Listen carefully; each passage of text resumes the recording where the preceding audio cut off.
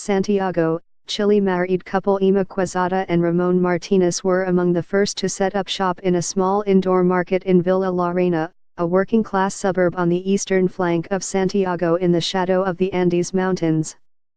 That was 45 years ago.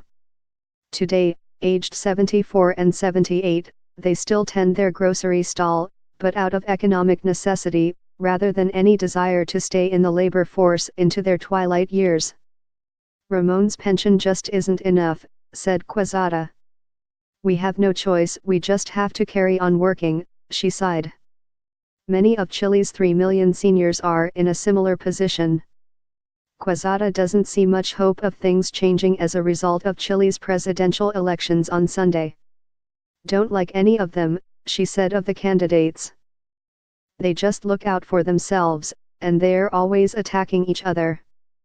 Quezada's frustration with the economy and politics appears to be widely shared in this South American country that is often held up as a model free market democracy since it voted out its dictator Augusto Pinochet in 1990.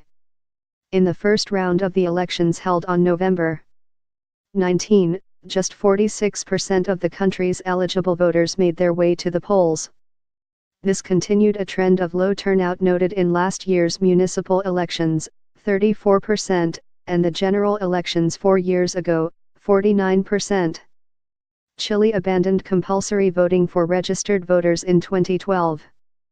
Sunday's election is a runoff between conservative billionaire Sebastián Pinera, who took nearly 37% of the vote in the first round, and the center-left candidate Sen. Alejandro Gil, who won 23%. There were 6 other candidates in that round. The big unknown Sunday is what role will be played by a relatively new political force, the Frente Amplio, or Broad Front, a coalition of leftist parties and social organizations demanding major political and economic reforms.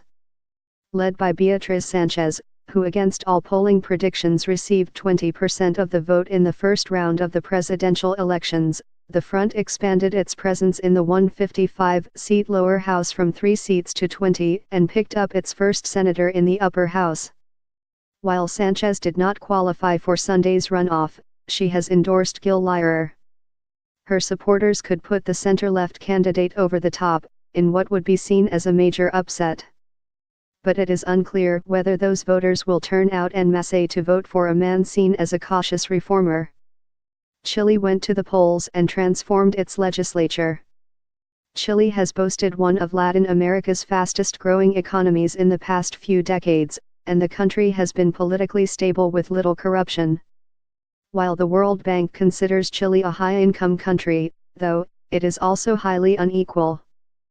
What that means to many ordinary Chileans is that wages and pensions are low, living expenses high, and basic public services of poor quality, particularly health care and education.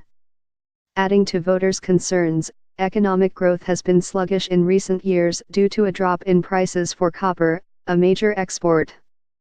Citizens' response to these problems has been either not to vote, or shift to a different party.